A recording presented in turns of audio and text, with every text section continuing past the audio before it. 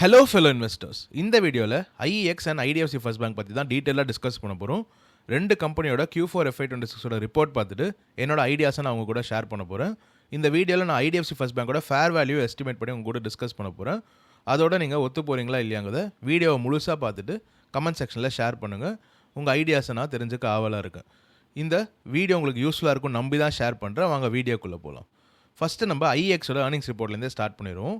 அவங்க FY26 சூப்பராக perform பண்ணியிருக்காங்க. அவங்களோட இந்த குவார்ட்டர் பெர்ஃபார்மன்ஸும் நல்லா இருக்குது. அதோட ஹைலைட்ஸை பார்த்துடலாம்.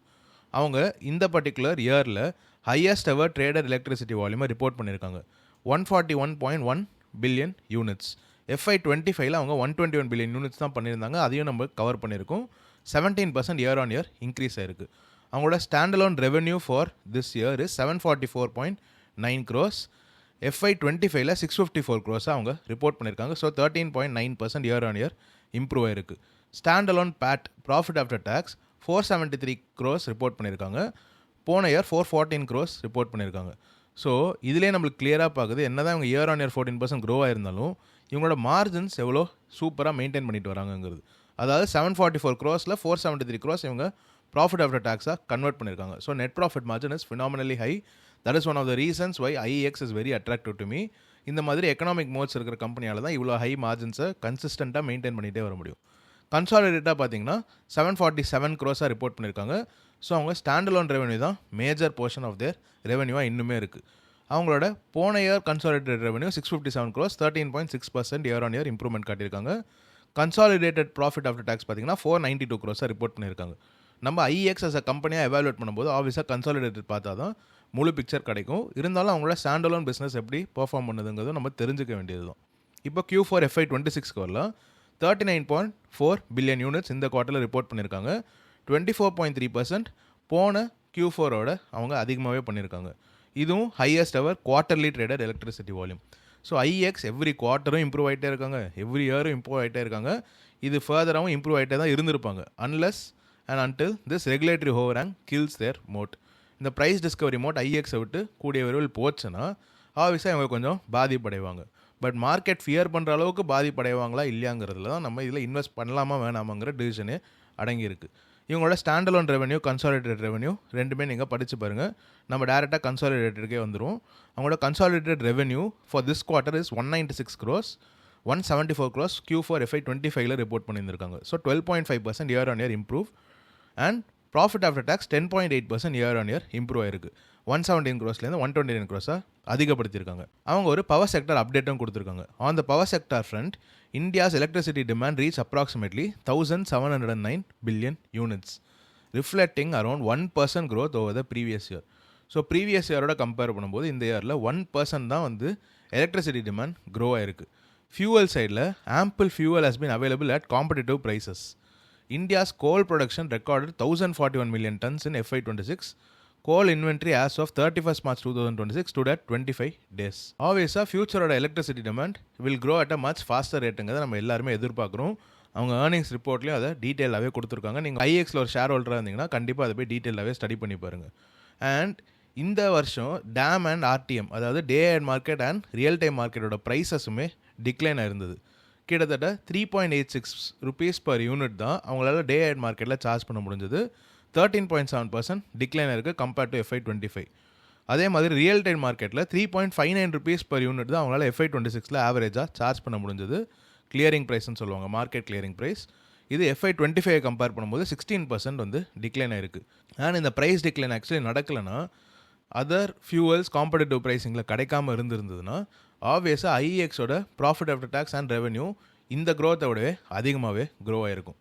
கேஸ் ஃப்ரண்ட்டுக்கு வருவோம். இது IGX இவங்களோட subsidiary business, Indian gas exchange.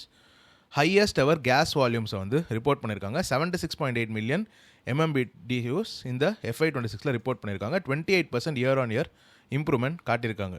IGX recorded a profit after tax of 41.9 crores.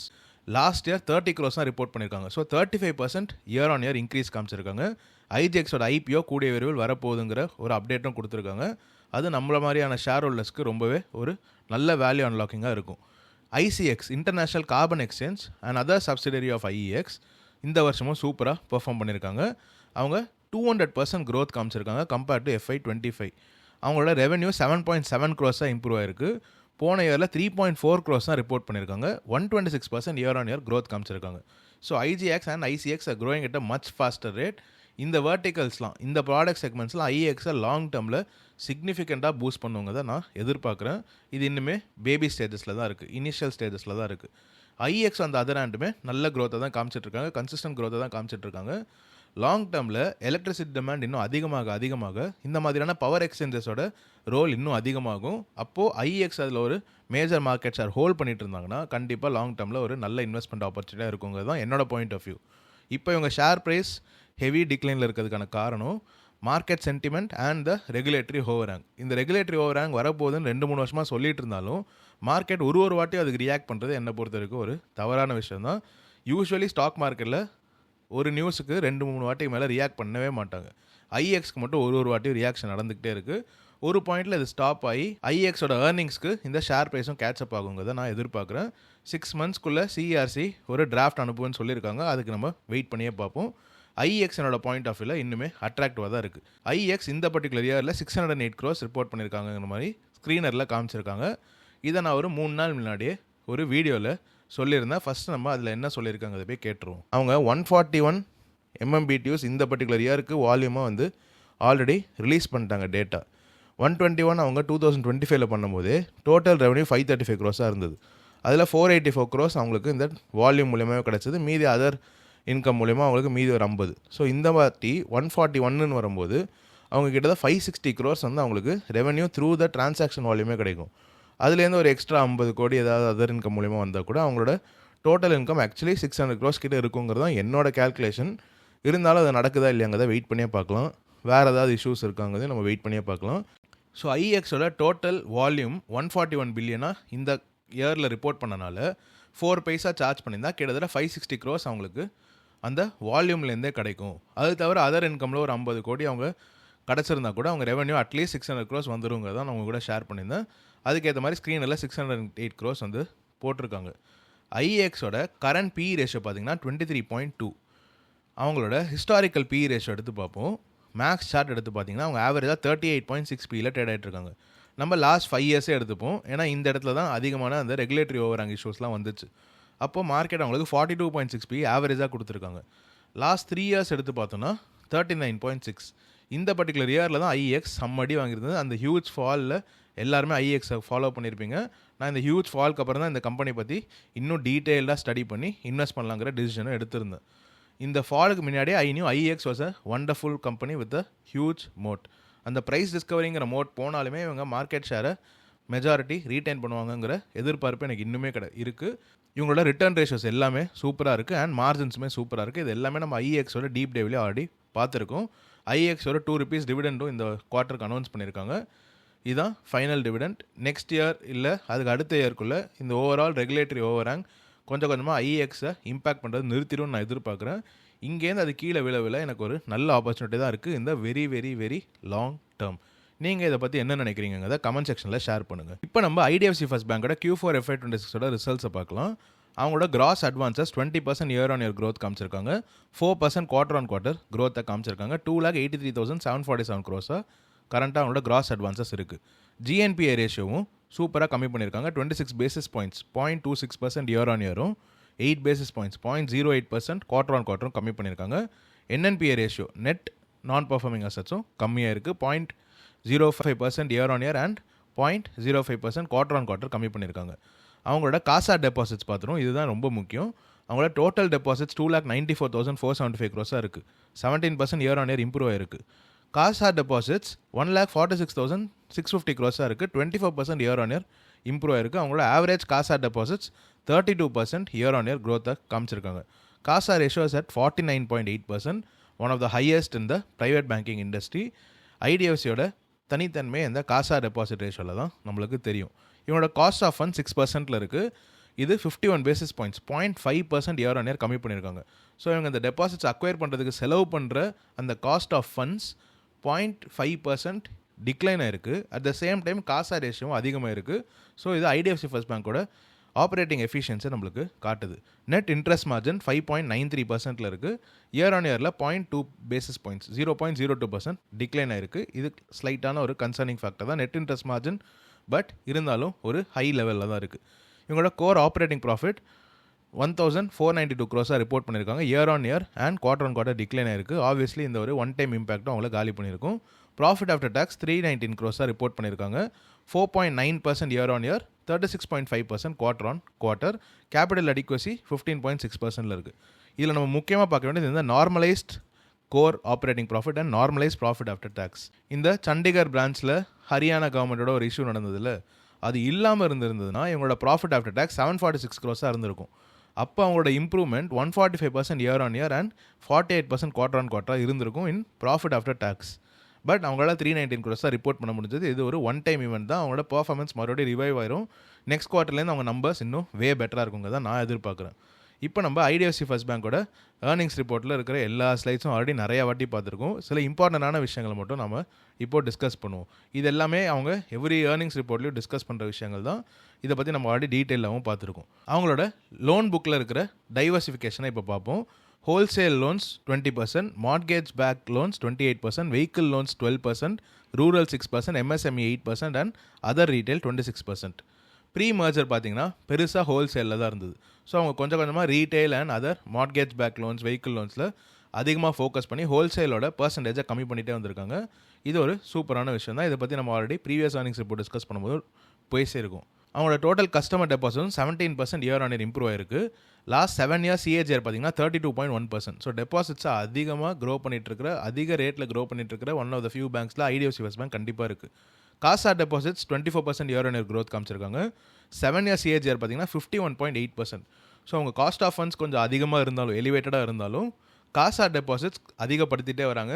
இது லாங் டேர்மில் ஐடிஎஃப்சி ஃபர்ஸ்ட் பேங்கை கண்டிப்பாக ஒரு பெரிய பேங்காக க்ரோ பண்ணும். ரீட்டைல் டெபாசிட்ஸ் அது மோஸ்ட் இம்பார்ட்டன்ட். அதுவும் காசாவில் எவ்வளோக்கு எவ்வளோ அதிக டெபாசிட்ஸ் இருக்கும் அந்த பேங்க்கோட ஆப்ரேட்டிங் எஃபிஷியன்சி, நெட் இன்ட்ரெஸ்ட் மார்ஜின்லாம் வே ஹையராக இருக்கும். இப்போ நம்ம அவங்களோட அசெட் குவாலிட்டிக்கு வரும். One of the most important metrics that we need to keep a track of. IDFC first பேங்கோட அசெட் குவாலிட்டி ஸ்டேபிளாகவே இருக்குது. It is at its all time low, 1.61% GNPA and 0.48% NNPA. So asset quality wise IDFC இப்போ அவங்களோட best ஸ்டேட்டில் இருக்காங்க. இது கண்டினியூஸாக அவங்க கம்மி பண்ணிகிட்டே வராங்க. போஸ்ட் மர்ஜருக்கு அப்புறம் ஐடிஎஃப்சி ஃபர்ஸ்ட் பேங்கோட பர்ஃபார்மன்ஸ் ரொம்பவே நல்லா இருந்திருக்கு. பட் ஆப்வியஸ்லி அங்கங்கே கொள்ள ஹிக்கப்ஸ் இருக்க தான் செய்யும். ஐடிஎஃப்சி ஃபர்ஸ்ட் பேங்க்கில் அந்த ஒன் டைம் இஷ்யூ நடக்காமல் இருந்ததுன்னா கண்டிப்பாக it would been a wonderful quarter for IDFC first bank. இதில் எந்த விதமான சந்தேகமே இல்லை. இதுக்கு அகேன்ஸ்டாக இல்லை இதுக்கு மாற்று கருத்தாக யார் சொன்னாலும் கண்டிப்பாக நம்பாதீங்க. அவங்களோட பர்ஃபார்மன்ஸ் கண்டிப்பாக நல்லா தான் இருந்திருக்கு. அண்ட் நான் இந்த பேங்க் பற்றி இவ்வளோ நல்ல விஷயமா சொல்கிறேன், கண்டிப்பாக ஷேர் வச்சிருப்பாங்கன்னு நினைக்காதீங்க. எங்கிட்ட ஐடிஎஃப்சி ஃபர்ஸ்ட் பேங்க்கில் ஒரு ஷேர் கூட கிடையாது. But I'm tracking this bank very closely. It is a wonderful bank. இப்போ நம்ம மோஸ்ட் இம்பார்ட்டண்டான இடத்துக்கு வரும். அவங்களோட புக் வேல்யூ பர் ஷேரையும் அவங்க ப்ரைஸ் புக் ரேஷியோ வச்சும் ஒரு ஃபேர் வேல்யூ எஸ்டிமேட்டை நம்ம பண்ணுவோம். அவங்க புக் வேல்யூ பர் ஷேர் இப்போ 55.05 rupees ரிப்போர்ட் பண்ணியிருக்காங்க மார்ச் 2026. இதுதான் அவங்களோட லேட்டஸ்ட் ரிப்போர்ட். இப்போ நம்ம ஐடிஎஃப்சி ஃபர்ஸ்ட் பேங்கோட ப்ரைஸ் புக் ரேஷியோ எடுத்து பார்ப்போம். லாஸ்ட் 5 year டைம் ஃப்ரேமில் அவங்க average median price book ratio 1.5, 10 year time ஃப்ரேமில் 1.3, ஹிஸ்டாரிக்கலாக பார்த்தாலும் 1.3, 3 year டைம் ஃப்ரேமில் 1.5. ஸோ நம்ம ஹிஸ்டாரிக்கலாகவே எடுத்துப்போம், ஏன்னா அதுதான் இன்னும் கம்மியர் ப்ரைஸ் புக் ரேஷியோ நம்மளுக்கு காட்டுது, which will give us a more conservative approach. இப்போ ஐடிஎஃப்சி ஃபர்ஸ்ட் பேங்கோட price to book ratio around 1.2 இருக்குது. 1.3 times into 55 போட்டு பார்த்தீங்கன்னா உங்களுக்கு ஐடிஎஃப்சி ஃபர்ஸ்ட் பேங்கோட ஃபேர் வேல்யூ வில் பி ரஃப்லி அரௌண்ட் 70 to 75 rupees. அதுலேருந்து ஒரு 20% மார்ஜின் ஆஃப் சேஃப்டி எடுத்திங்கன்னா இட் வில் பி ரஃப்லி around 60 rupees. So IDFC first bank 60 rupees or lower வந்ததுன்னா it is a wonderful investment opportunity where you're investing with the margin of safety. உங்களுக்கு இந்த margin of safety 10% தான் இருக்கணும்னு நினச்சிங்கன்னா IDFC first பேங்கோட fair value around current share ப்ரைஸாகவே இருக்கும். உங்களுக்கு மார்ஜின் ஆஃப் சேஃப்டியே வேணாம், this is a wonderful bank, fair வேல்யூவில் கூட நான் இன்வெஸ்ட் பண்ண ரெடியாக இருக்கேன்னு நினச்சிங்கன்னா 70 ரூபாய் to 75 ரூபாயில் கூட ஐடிஎஃப்சி ஃபர்ஸ்ட் பேங்க் ஒரு நல்ல இன்வெஸ்ட்மெண்ட் ஆப்பர்ச்சுனிட்டி தான் இருக்கும். நான் பர்சனலாக ஃபினான்ஷியல்ஸ் NBFCஸ்ன்னு வரும்போது மார்ஜின் ஆஃப் சேஃப்டி இல்லாமல் இன்வெஸ்ட் பண்ணவே மாட்டேன். ஐடிஎஃப்சி ஃபர்ஸ்ட் பேங்க் என்ன தான் ஒரு டீசென்ட் ரேட்டில் க்ரோ பண்ணிகிட்டே வந்தாலும் அவங்கள ஒரு மார்ஜின் ஆஃப் சேஃப்டியில் இன்வெஸ்ட் பண்ணும்போது I can create a better ஆல்ஃபாங்கிறத நான் நம்புகிறேன். So IDFC first bank 60 rupees or below வந்தால் மட்டும் தான் நான் இன்வெஸ்ட் பண்ணுவேன். 60 rupeesல தான் வாபக் பிங்கர்ஸ் இன்வெஸ்ட் பண்ணியிருந்தாங்க, அதுவும் ஒரு நல்ல கொஷனாக ஆக்ட் பண்ணும். இப்போ ஆல்மோஸ்ட் ஒரு பாயிண்டில் 60 rupees கீழே வந்தது. But that time HDFC bank was at a very attractive level. So I decided to go for HDFC bank. அதை பற்றி நான் ஆல்ரெடி உங்க கூட டிஸ்கஸ் பண்ணியிருந்தேன். பட் ஐடிஎஃப்சி ஃபர்ஸ்ட் பேங்க் மறுபடியும் ஒரு ஆப்பர்ச்சுனிட்டி கிரியேட் பண்ணிச்சுன்னா I may definitely consider starting a position. நீங்கள் இதை ஹோல்ட் பண்ணுறீங்களா இல்லையா, இந்த ஃபேர் வேல்யூ எஸ்டிமேட் பற்றி என்ன நினைக்கிறீங்கிறத கமெண்ட் செக்ஷனில் ஷேர் பண்ணுங்கள். இந்த வீடியோவில் நம்ம ஐஇஎக்ஸ் அண்ட் ஐடிஎஃப்சி பற்றி டிஸ்கஸ் பண்ணியிருந்தோம். இது உங்களுக்கு யூஸ்ஃபுல்லாக இருக்கும் நம்புகிறேன். யூஸ்ஃபுல்லாக இருந்ததுன்னா லைக் பண்ணுங்கள், ஷேர் பண்ணுங்கள், இந்த சேனலுக்கு சப்ஸ்கிரைப் பண்ணி என்ன சப்போர்ட் பண்ணுங்கள். Thank you so much. Hello fellow investors, இந்த வீடியோவில் டிஸ்கஸ் பண்ணுற எந்த கம்பெனிஸையுமே ஸ்டாக் ரெக்கமெண்டேஷன்ஸாக எடுத்துக்காதீங்க. என்னால் பை கால், ஹோல் கால், செல் கால் எதுவுமே ரெகுலேஷன்ஸ் படி கொடுக்க முடியாது. இது உங்களுக்கு புரியும் நம்புகிறேன். நீங்கள் உங்களோட own research and due diligence பண்ணி மட்டும் ஒரு இன்வெஸ்ட்மெண்ட் டிசிஷன் எடுங்க. முடிஞ்சால் ஒரு நல்ல ஃபினான்ஷியல் அட்வைசர் கிட்ட கேட்டே டிசைட் பண்ணுங்கள். Thank you so much.